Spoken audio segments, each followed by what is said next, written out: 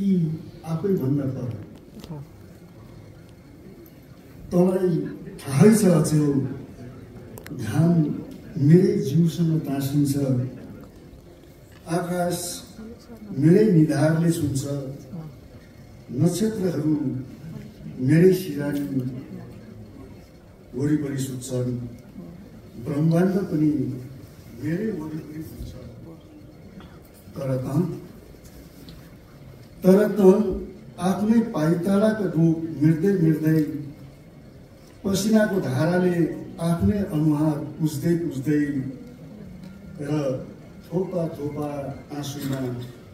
अतीतहरू समेट्दै कता पुगिस्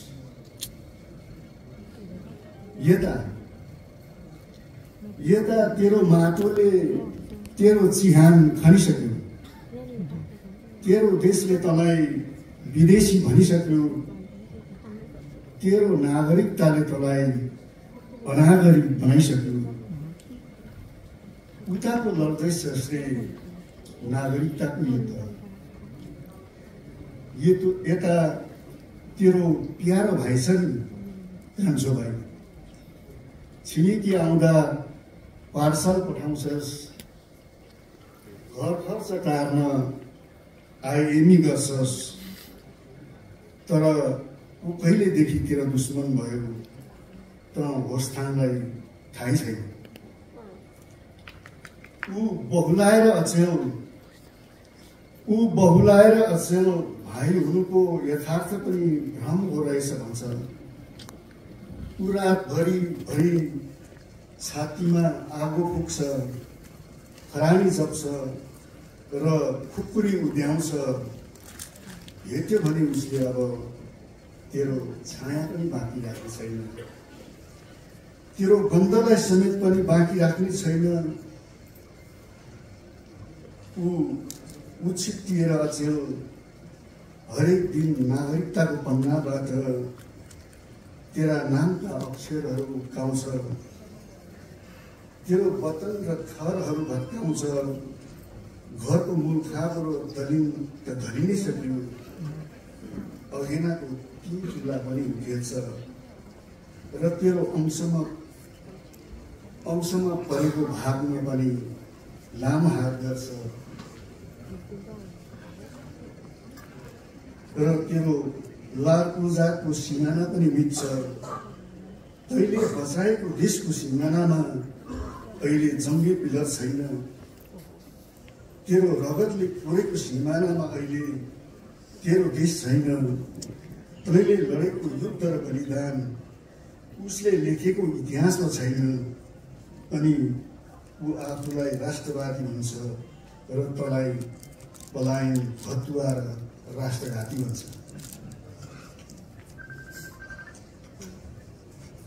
छोरा यसरी अर्काको जमिनमा हात्तीबार नगोड्नु रहेछ बाटो छेक्ने मान्छे त्यसै पनि भेटिन्छ छोरा अर्काको फुलबारीमा त्यसरी नसुत्नु रहेछ काँडै काँडा घारीको सपना देखिनु रहेछ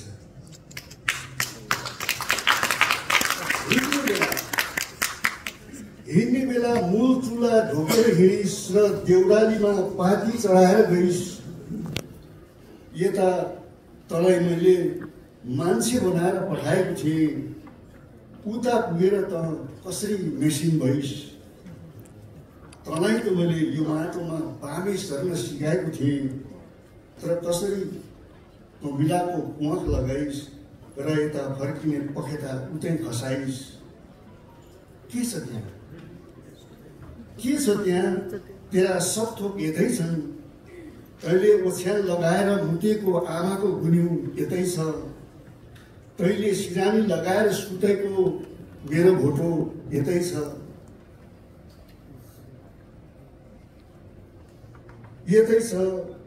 यता गाईको मुत थुकेर गइस् उता मान्छेको मुत पिउन सिकिस् कि तेरी आमाको 10 धरा बग्ने ढुङ्गे धारा पनि यतै छ र तेरो साल नाल झुन्ड्याएको चुवाको रूप पनि यतै छ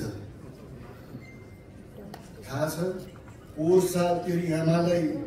त्यही चुवाको फेदमा राखेँ र तेरी आमालाई चुवाको रूप बनाएर फर्किएँ। अब हरेक साल तेरी आमा त्यही चुवाको रूप भएर खुल्छे। त्यही चुवाको सुवास भएर, त्यही चुवाको फुलको सुवास भएर यो गाउँ डुल्छे।